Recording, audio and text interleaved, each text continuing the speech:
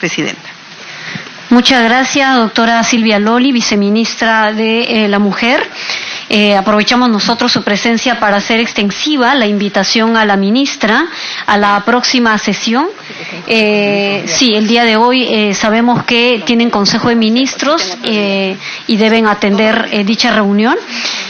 Será importante su presencia en la próxima sesión, dado que hay preocupación de parte de esta comisión respecto a los casos de feminicidio que van elevándose en cifras, pero que además no vemos, digamos, el impacto inmediato, en todo caso, de la efectividad de algunos programas en algunas regiones expresadas por las mismas congresistas.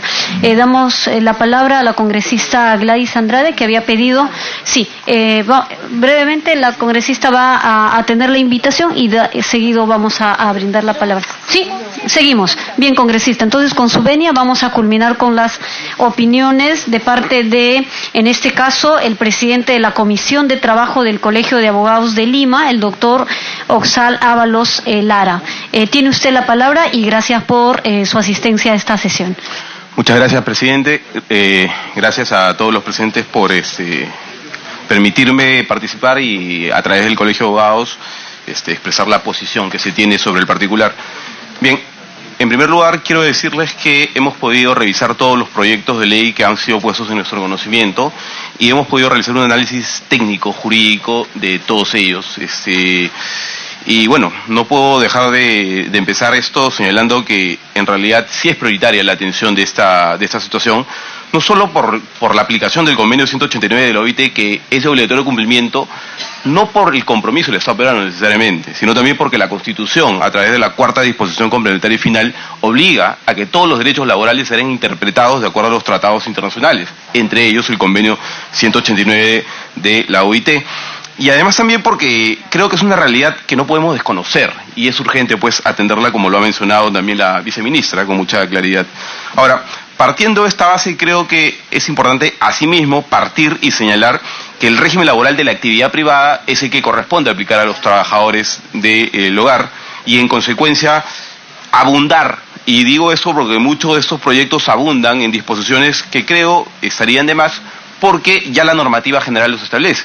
Creo que bastaría que se haga una mención a que el régimen laboral de la actividad privada, regulada por el texto único ordenado del Decreto Legislativo 728, conocido como la Ley de Productividad y Competitividad Laboral, bastaría para simplificar muchos de esos proyectos. Ahora, la presente exposición se va a basar en ejes en los cuales nosotros hemos detectado puntos que deben ser bien analizados, canalizados y finalmente concluidos para poder tener una buena posición de cara a la normativa que se expida. En primer lugar, vemos que todos los proyectos sí tienen aportes sumamente relevantes, pero me extraña que no se haya hecho mención a los principios que serían aplicables en este régimen, ¿no? Si bien es cierto, el derecho del trabajo se rige por principios fundamentales, entre ellos el principio de primacía de la realidad, irrenunciabilidad, continuidad y otros. Disculpe la interrupción, solo para dar la bienvenida a la congresista María Choquehuanca. Congresista, se agradece su participación en la sesión. Continúe, por favor. Gracias. No deja de ser verdad que es importante, por la naturaleza de esta normativa, que se expliciten algunos principios a esta, lo decía bien la viceministra, el principio de igualdad es fundamental. El convenio 100 de la OIT, por ejemplo, de igualdad de remuneración también debe ser explicitado, entre otras cosas. Creemos que debería haber una primera parte introductoria de principios que debería contener esta normativa. Ahora, para nadie es un secreto que el ámbito de a quienes abarca los trabajadores del hogar es lo que está en discusión. De hecho, el texto original tiene una mención muy breve, y el texto original nos dice que las trabajadoras al servicio del hogar son los que efectúan labores de aseo, cocina, lavado, asistencia, cuidado de niños y demás propias de la conservación de la residencia, de la casa habitación y desenvolvimiento de la vida del hogar. Sin embargo, un proyecto reafirma eso y otros proyectos incluyen otros ámbitos que pudiesen incluirse, ¿no? Por ejemplo, un proyecto propone incluir a choferes, labores de jardinería, cuidado de ancianos, entre otras cosas, ¿no? Yo creo que eso es importante que se evalúe, porque en realidad estaríamos ampliando el ámbito de quienes son parte de esta normativa y por ende los derechos que recaerían sobre este nuevo ámbito. Yo creo que sin ánimo de aludir a algún proyecto en particular, hay que evaluarlo bien, porque existen, por ejemplo, labores de jardinería, por poner un ejemplo, o de chofer, que ya están reguladas, y el hecho de que se pretenda regular a través de este proyecto podría generar algún conflicto innecesario, tal vez.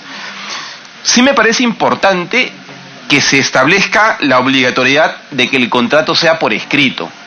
Consideramos que es fundamental que el contrato sea por escrito.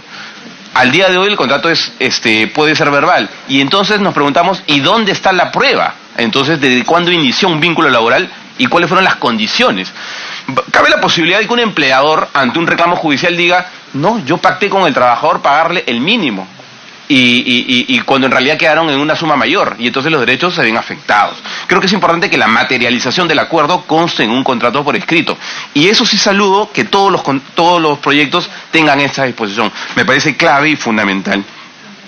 El otro tema que entra a discusión, porque los proyectos también lo plantean, es ¿cuál es cuantitativamente los derechos?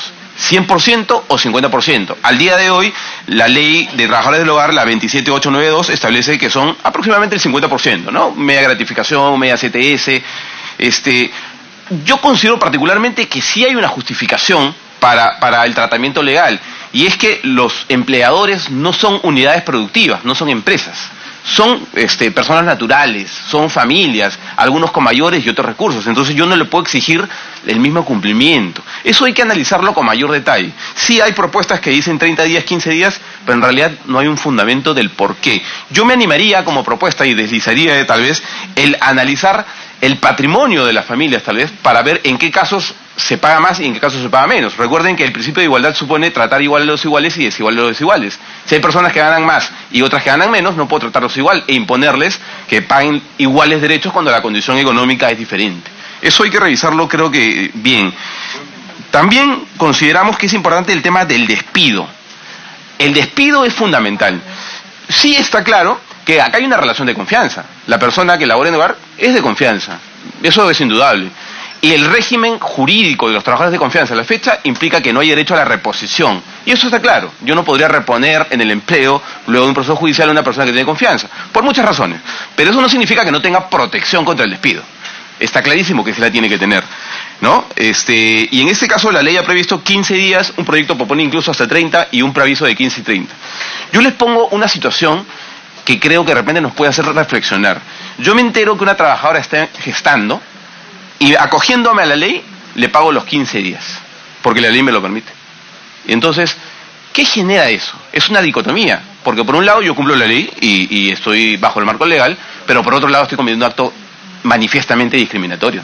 La ley no se pone en ese supuesto. Ninguno de los proyectos ha analizado la protección especial, lo que el Tribunal Constitucional regula como el plus de tutela que tienen las mujeres gestantes, y en este caso sí habría que diferenciar situaciones peculiares, ¿no? Cuando el motivo es el embarazo o alguna situación de discapacidad, no correspondería, creo, el pago de una indemnización de 15 días.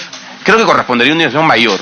Yo sí considero que no procede la reposición, pero sí un monto mayor. Creo que eso también hay que analizarlo, porque la tutela debe ser mayor. El motivo es enteramente discriminatorio y indigno, como lo mencionó la viceministra, que es un derecho fundamental.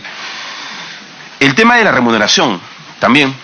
La actual normativa deja libre albedrío el pago de la remuneración. Y si bien es cierto, no dice que hay que pagar un mínimo, eso no significa que no hay que pagarlo. Existe una remuneración mínima y eso se aplica para todos los sectores. El hecho de que la ley no haya previsto un mínimo no significa que yo le puedo pagar menos. Eso es totalmente, no solo ilegal, sino también inconstitucional, manifiestamente, ¿no? Sí considero que un tema políticamente importante es incluir una mención y ser enfáticos en mencionar que el trabajador que elabora 8 horas diarias o a jornada completa debe percibir un mínimo. Evidentemente habrán labores que son menos de la jornada y podrán percibir un monto proporcional. Los proyectos lo mencionan en algún caso. Por ahí hay un proyecto que dice el trabajador debe ganar el mínimo, pero no diferencia los casos en que la jornada es menor. Eso creo que es importante precisarlo.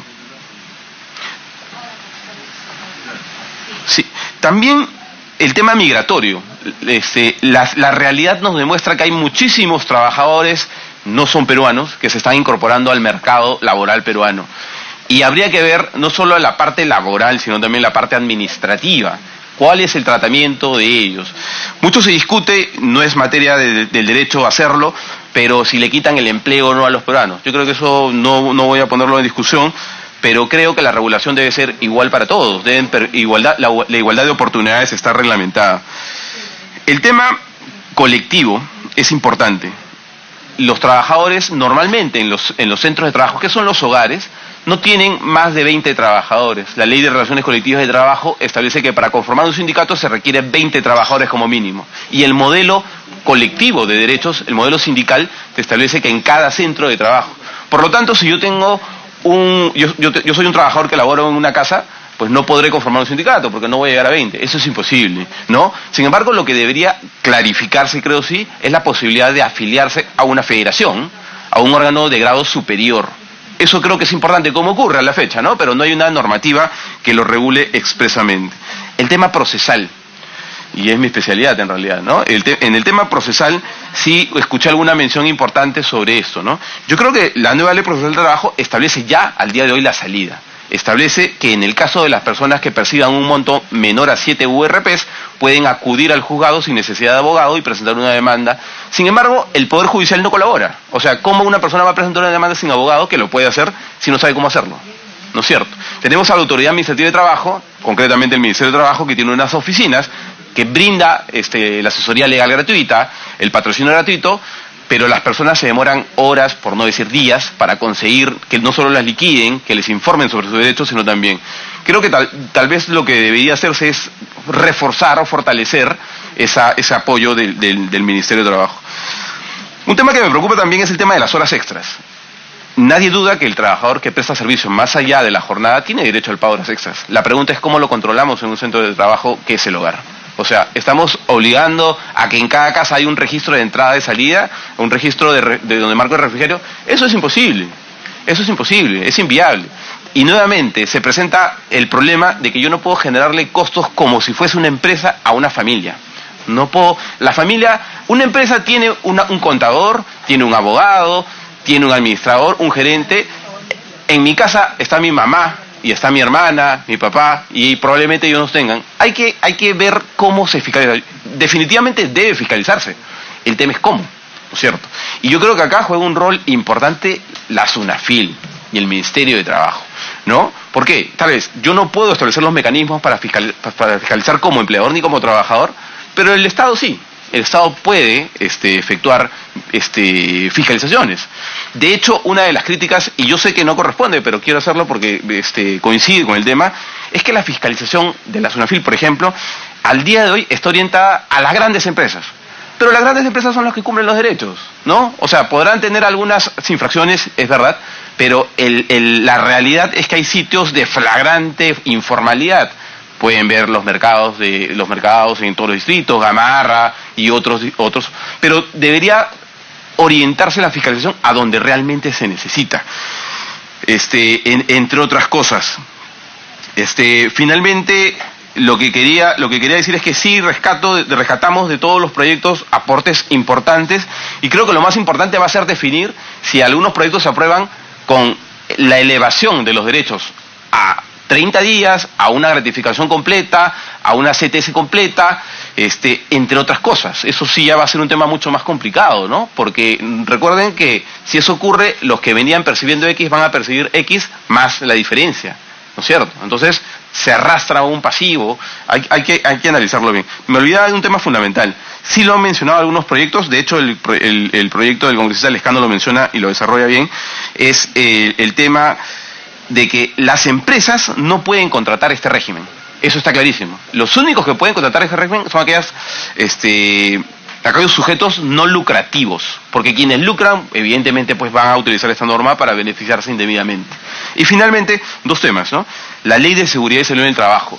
Nuevamente, yo no le puedo exigir a una familia que cumpla obligaciones de seguridad y salud en el trabajo como una empresa. En una empresa donde hay riesgo, por ejemplo, las personas tienen que tener los implementos de seguridad, un comité de seguridad y salud del trabajo, registros, exámenes médicos previos, durante y posteriores. Yo puedo hacer eso con la familia, debería tal vez, ¿no? Pero debería pensarse un mecanismo que pueda tutelar el derecho de los trabajadores, que somos convencidos que debe ser así, pero por otro lado, que no genere un costo adicional. Y el tema de las personas con discapacidad también. Muchas personas que hacen labores del hogar sufren de discapacidad y esto también hay que materializarlo. Me olvidaba de último, discúlpeme que a cada rato digo me olvido, pero me olvidaba de esto, nada más. Es el tema del trabajo forzoso y los menores de edad. El tema del trabajo forzoso es fundamental y eso es algo que hay que tutelar muy bien porque la realidad nos dice y es conocido por todos. Muchas personas para abaratar costos traen personas menores de edad inclusive de otras zonas del país para utilizarlas en estas labores del hogar y en muchas otras cuestiones más. Yo creo que eso sí hay que regularlo y hay que vedarlo, porque creo que la única posibilidad en que una persona pueda trabajar, de acuerdo al Código de Niños y Adolescentes, es que pueda tener 14 años o más y tenga autorización de sus padres expresamente, sin perjuicio de que la Autoridad Ministerial de Trabajo pueda fiscalizar que el trabajo forzoso no se está produciendo y que las condiciones son adecuadas para la prestación del servicio. Eso es todo el aporte que nosotros podemos brindar desde el Colegio de Abogados de Lima y si tienen alguna pregunta estamos llanos a absolverlas. Gracias. Muchas gracias, doctor Oxal. Ahora vamos a dar la palabra a la intervención de los congresistas, no sin antes agradecer por todos los aportes y las precisiones tanto a la doctora Silvia Loli así como al doctor Oxal. Van a ser realmente importantes tomarlos en cuenta para la elaboración del dictamen. Dejamos la palabra a la congresista Gladys Andrade, quien había pedido la palabra. Sí, congresista, adelante. Gracias, presidenta. Saludar a nuestros invitados. Es muy valiosa la exposición que ustedes nos acaban de hacer el día de hoy. Yo al momento que le escuchaba a la viceministra, que tocó también ese tema referente al seguro, viceministra, ¿no? Yo conozco casos de que hay trabajadoras del hogar que te dicen, yo no quiero que usted me pague mi seguro, porque en el SIS estoy mejor atendida que si fuera al sistema de salud. Lo que sí te piden es que le pague su sistema nacional de pensiones. Eso es lo que ellas vienen haciendo, ¿no? Pero también, como se ha manifestado, si bien es cierto los hogares no es una empresa, pero también ambos necesitamos ese respaldo, ¿no? Tal vez como usted lo acaba de mencionar, que haya un contrato, tal vez un contrato simple o que se pueda hacer ante un notario, ¿no? Porque, por ejemplo, yo conozco un caso muy cercano en mi provincia de una amiga que tenía una empleada del hogar más de 15 años y en realidad la consideraba ya es parte de tu familia. Más de 15 años, en algún momento que se enfermó, ella la apoyó, la ayudó para que de a poquito fuera construyendo su casita y todo lo demás. Y cuando esta amiga entra a política, lamentablemente fue mal informada, utilizaron a esta persona, sus adversarios políticos, para que la denunciara, que no le pagaba, que la explotaba. Y a mí me constaba en realidad de que no era así, ¿no? A veces se aprovechan de sus necesidades, les hacen muchos tipos de promesas, como nos sucede a muchos, que hay personas que las conocemos y por un motivo u otro esto cambia. Entonces, en este caso, yo quisiera saber qué es lo que también pueden hacer las personas que trabajan con alguien en el hogar, ¿no? Yo tengo una persona que tiene conmigo 12 años, por ejemplo, ¿no? Y hablábamos acá del trato que debe ser el mismo. O sea, para mí ella es mis brazos, ¿no? Ha criado con el apoyo a mis hijos y yo la considero miembro de mi familia, ¿no? Y es muy importante este tema, pero también hay ciertos vacíos que, por ejemplo, usted lo mencionó también, el abogado, presidenta, sobre algunos derechos de maternidad que ellas deberían de tener también. Eso, contemplarlo y lo más importante, ¿no? De poder hacer un contrato con ellas y ahí establecer qué es lo que les vamos pagando, para ambas poder tener, porque hemos visto por los medios de comunicación a trabajadoras del hogar que han estado por años trabajando con una persona y después la desconocen, no quieren pagarle nada de su liquidación. Entonces, en ese aspecto, sí, también nosotros debemos de ver las formas de cómo hacerlo, ¿no?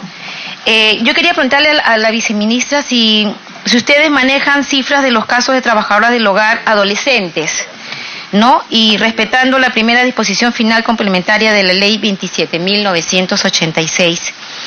Y también, viceministra, si ha llegado a conocimientos de ustedes o manejan algunas estadísticas también, que algunas de ellas hayan sido violentadas por las personas con las cuales han venido elaborando y si se les ha dado el apoyo también en su momento, ¿no? Bueno, yo quiero darle también el pase a mis demás colegas, Presidenta. Muchas gracias. Muchas gracias, congresista Andrade. Vamos a dar la palabra al congresista Juan Carlos. Había pedido, sí, antes, y posteriormente a la congresista Foronda. Gracias, Presidenta. Congresista, buenas tardes. Doctora Ábalos, Viceministra, buenas tardes. En realidad, este tema es muy amplio. Escuchaba con mucha atención a la Viceministra y al doctor Ábalos.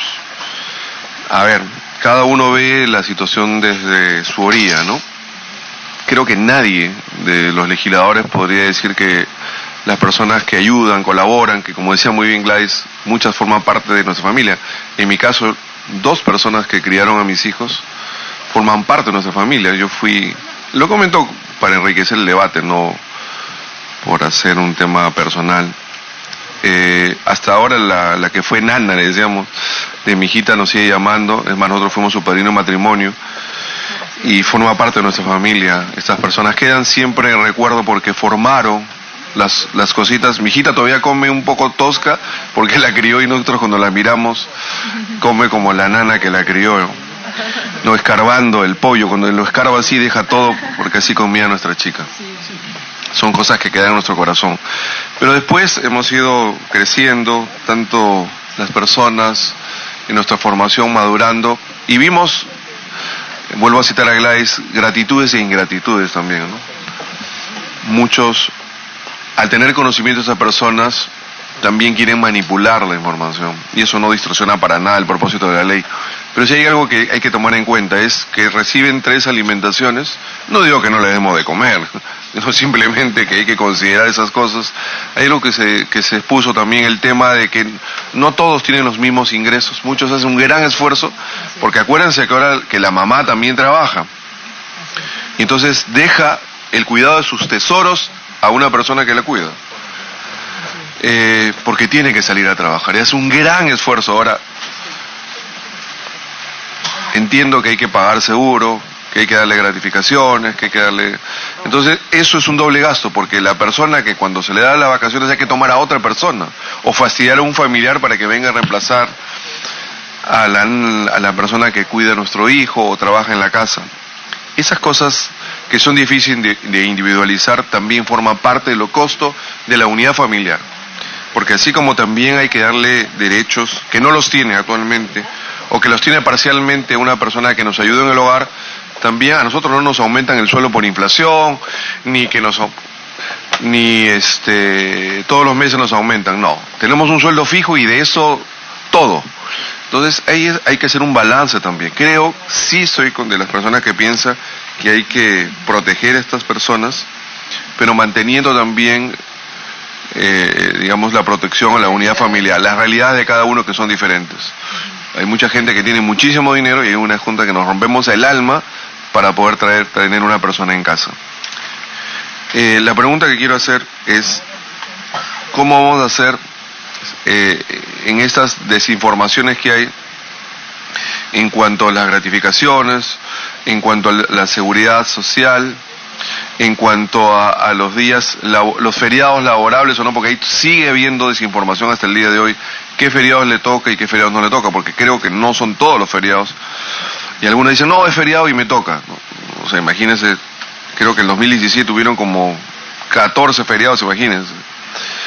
Y lo otro, en cuanto he escuchado los temas de las horas. Si vamos a poner 8 horas, imagínense, nosotros salimos por el tráfico que hay en Lima, todos creo que salimos, los que estamos aquí, 7 de la mañana en nuestra casa, porque 1h30 paramos durmiendo en el tráfico de Lima. Entonces, si salimos a esa hora y yo regreso a las 9, 10 de la noche, con la lengua afuera, aunque sea para tomar un té, y ya yo tengo que atenderme, yo no digo que se levanten a atendernos. Lo que estoy diciendo, entonces, no, ya a esta hora no te puedo atender. ¿Cómo hacemos, no? Y lo planteo porque esas cosas suceden en la realidad. No hay que ver solamente los derechos, porque todos no somos explotadores, todos nos vulneramos, todos no desinformando, porque eso es lo que revienta en la prensa. Siempre revienta, como tomé un desayuno con un amigo, oye, ustedes los peruanos son medio raros, nunca sacan lo bueno, siempre sacan lo malo. Así es. En mi país nunca se saca lo malo, porque eso va en contra del marketing. Las empresas no venden, saquen lo bueno. Entonces, en el Perú le digo, es bien difícil. Hay que cambiar toda una generación para sacar lo bueno. Entonces, eso es lo que quisiera que, por favor, usted, viceministra, que usted tiene tanta experiencia, y usted, doctor Ábalos, puedan enriquecer la mesa y decir, oye, hay que trabajar por algo bueno. Yo creo que eso está bien. Hay que apoyarlo, pero hay que hacer un balance también. Muchas gracias, señora presidenta. Gracias, congresista González. Importantes comentarios, aportaciones que enriquecen este debate. Vamos a dar ahora la palabra a la congresista María Elena Foronda. Muy bien, presidenta. Yo, en primer lugar, quiero agradecer por los aportes que nos ha traído, por su amplia experiencia la viceministra y por la formación profesional de ambos. Creo que es una muy buena práctica, presidenta, el poder hacer este tipo de aportes técnicos que enriquecen una propuesta, ¿no? Que la mejoran en términos de su calidad y aplicación. Pero yo tengo la duda de que si una ley tiene que ser tan detallada en términos reglamentaristas. No bien es el reglamento el que podría especificar todo aquello que es absolutamente pertinente que han planteado mis dos colegas. Lo que sí coincido es en la necesidad de que en la fundamentación tengamos que recoger los enfoques de principios, los principios que están contemplados en aquella legislación internacional que comprometen a nuestro país, tener un nivel, digamos, enmarcarlo dentro de la propia legislación y que sea de su estricto cumplimiento. Porque estos principios van a enmarcar, van a poner como la hoja de ruta de hacia dónde queremos ir. Porque mis derechos terminan donde empiezan los tuyos. Y esa necesidad de ir hacia una formalización de una relación contractual que no es la misma entre una empresa, porque es un espacio muy diferente el de una familia que el de una empresa, requiere por lo tanto ese nivel de precisión que señala mis colegas parlamentarios. Eso por un lado. Por otro lado, pensaba en el tema de cómo en esa relación podemos poner algunos mecanismos de protección para la doble indefensión que a veces se encuentran las trabajadoras, varones o mujeres, porque también pueden ser varones, del hogar frente a abusos sexuales que se reproducen, y eso en Cusco se ha visto mucho. Hay una experiencia que conocí de primera fuente de una niña que era traída del campo para ser empleada del hogar en la zona urbana de Cusco, y que generó que ella hiciera un proyecto de las niñas invisibilizadas que estaban en esa condición de indefensión. Ahora pusieron un hostal, ellas, y está en un proyecto bien bacán de inserción a la sociedad de estas niñas que han tenido una doble indefensión. Pero digamos ahí la norma como que adolece de ese enfoque más que el de la reivindicación de este primer nivel, ¿no?, de visibilización de los derechos de las mujeres trabajadoras en el país. Pero sí deberíamos pensar, quizás no aquí, sino en una iniciativa legislativa de articular ambas cosas, de indefensión por el tema de ejercicio de sus derechos como trabajadores y trabajadoras del hogar, pero también por el tema de la violencia sexual que se ejerce contra ellas o maltratos de otra naturaleza, hasta ahora discriminadores, ¿no? Y eso es lo que yo quería aportar, felicitando a la presidenta de esta iniciativa, y quizás ir avanzando y ponernos a la par de otras legislaciones que ya existen en otros países y que han hecho una reivindicación justa para las trabajadoras del hogar. Eso es lo que quería aportar, presidenta, y conocer el enfoque de nuestros amigos, porque así los consideramos, tanto del Colegio de Abogados como de la viceministra. ¿Cuál es el límite de esta aportación, estos aportes más que me parece deben ser parte del reglamento? Sí, con gusto. Con gusto. Tiene la palabra, congresista González. Coincido al 1000% contigo, pero en realidad tú sabes, ustedes saben, señora presidenta, por su intermedio, que la realidad es, los que hacen el tema de lo que tú has dicho, la OIT, es totalmente diferente a una realidad como la peruana. Porque hasta Chile, Colombia, que estamos a hora y media, 2 horas en avión, tienen realidades totalmente diferentes. Porque, esa es evidentemente mi opinión, porque el Perú en ese tipo del trabajo es sui generis. Acuérdate que hace unos 10 años, ya ha bajado constantemente por el tema venezolano, hasta novelas se han hecho en Chile por el tema de que se incorporaba a la familia una doméstica peruana y se burlaba en algún sector, no todos, pero un cierto sector lo tomaba como burla. La realidad peruana creo que es totalmente diferente. Creo que en la parte de la normatividad sí podríamos explicar eso, pero el tema de la OIT y todos los derechos son hechos generalmente por realidades totalmente diferentes a la nuestra, ¿no? Eso es lo que quería yo comentar, señora presidenta. Para que concluya, congresista. De acuerdo, pero nos da el marco de los parámetros sobre los cuales debemos decir nos guste o no, sino para qué suscribimos este tipo de convenios. El asunto es tomar en consideración, sí, de acuerdo, son contextos distintos, incluso en el país nuestro comportamiento varía mucho, incluyendo regiones, nada más, yéndose de un lugar a otro, ¿no?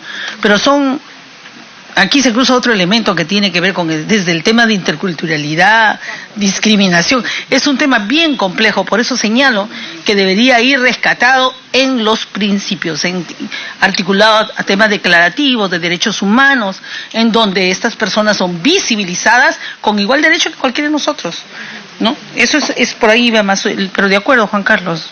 Ojalá superemos en el país y tengamos buenas noticias y no solamente las noticias amarillas.